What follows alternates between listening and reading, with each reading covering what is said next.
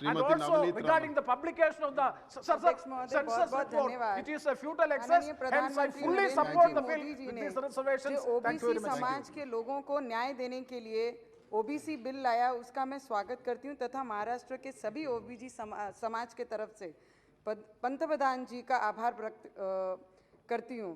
हमेशा महाराष्ट्र में पिछले 2 वर्षों से कुछ भी चीज़ अगर गलत होती है तो बोलते हैं ना, बच्चों की तरह बड़ों पे हम उंगली दिखाते हैं कि अगर ये नहीं हुआ तो ये केंद्र सरकार ने नहीं किया, अच्छा हुआ तो मैंने किया, मुझे अप्रिशिएट करे, अगर बुरा होता है तो केंद्र सरकार ने किया। ये तरीके से पिछले 2 सालों से हमारे महाराष्ट्र में चलते आया है। और जिस तरीके से ओबीसी समाज के लोगों को आरक्षण नहीं मिल रहा था, परंतु आज केंद्र सरकार द्वारा ऐतिहासिक निर्णय लिया गया और उसकी जितनी प्रशंसा की जाए उतनी ही कम है।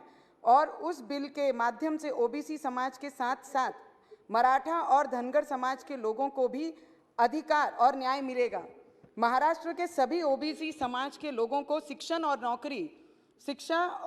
और नौकरी में ओबीसी आरक्षण मिलने के बाद सभी सुविधाएं मिलेंगी तथा उसके जल्द से जल्द लाभ मिलने के लिए मैं इस सदन के माध्यम से महाराष्ट्र सरकार को और महाराष्ट्र के मुख्यमंत्री को आग्रह विनंती करूंगी कि 2 दिन का स्पेशल अधिवेशन बुला के इस बिल के ऊपर चर्चा करके ओबीसी समाज को न्याय देने का काम ये महाराष्ट्र सरकार ने करना चाहिए। ये मैं उनको विनंती करती हूँ। I have just heard the opposition leader has spoke in the morning itself about this bill. उन्होंने बड़ा अच्छे से कहा है कि पिछले ओबीसी समाज में आज भी कई फार्मर्स, कई गरीब, कई विद्यार्थी आज भी गरीब और मिट्टी के घरों में रह रहे हैं।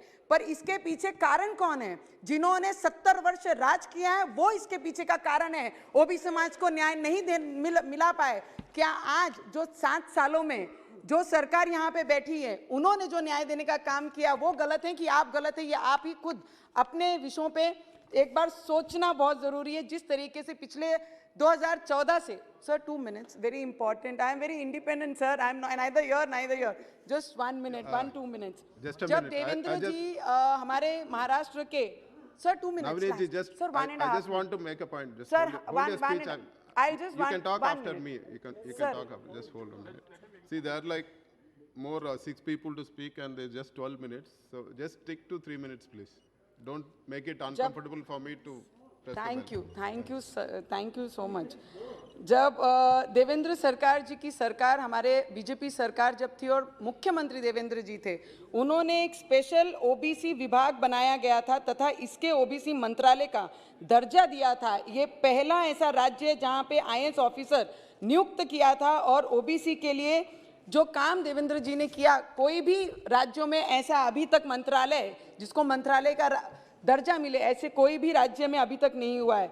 And the other people from my colleagues who sitting in the house this time, जो महाराष्ट्र में आज सरकार चला रहे हैं, उन्होंने बड़ी अच्छी कही है कि सोने की थाली हमारे सामने रख दी है पर ना उसमें अचार है ना खाना है। 32 वर्ष जिन पार्टी के साथ अलायंस में आपने अचार भी खाया, सोने की थाली भी देखी, खाना भी खाया, तब आपको सब चीज़ें मिल रही थी। मुझे उम्मीद है कि वो सोने की थाली दे के फिर हमारे तरफ, ये सरकार की तरफ आएंगे और महाराष्ट्र में फिर ये सरकार के साथ बैठेंगे। ऐसी शिवसेना, और शिवसेना का एक बड़ा अच्छा धोरण है कि बोलते हैं, हमारे मराठी में एक मन है, मैं बताऊंगी, महाराष्ट्रात एक मन बोली जाते कि पोटात काय यानी होटात काय। इसका अर्थ होता है पेट में क्या और होठों पे क्या। ये समझना बहुत कठिन है क्योंकि जिस तरीके से शिवसेना ने अपना स्पीच दिया और बताया ओबीसी के बारे में, तो ओबीसी को न्याय देने के हित में नहीं है, ना ही इनका समर्थन किया।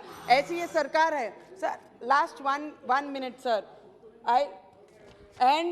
आई जस्ट थैंक्स प्रधानमंत्री जी एंड दी मंत्री जी जो यहाँ पर हैं, जिन्होंने ये बिल लाया ओबीसी को न्याय देने के लिए, पिछड़े वर्ग को समझने के लिए। और ऑपोजिशन लीडर ने कहा कि ये आवाज सुनकर, सर लास्ट 30 seconds सर మీరు కూడా తెలుగువాడే నేను కూడా తెలుగువాడే, మీరు చైర్ లో కూర్చొని కాబట్టి నాకు 1 మినిట్ ఇవ్వండి, 1 మినిట్। और जिस तरीके से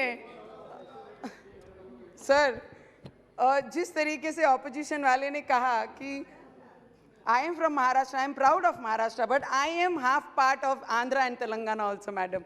But मैं आपको बहुत बहुत दिल से धन्यवाद करूंगी कि ओबीसी की आवाज सुनकर जो अधीर रंजन जी ने कहा कि आप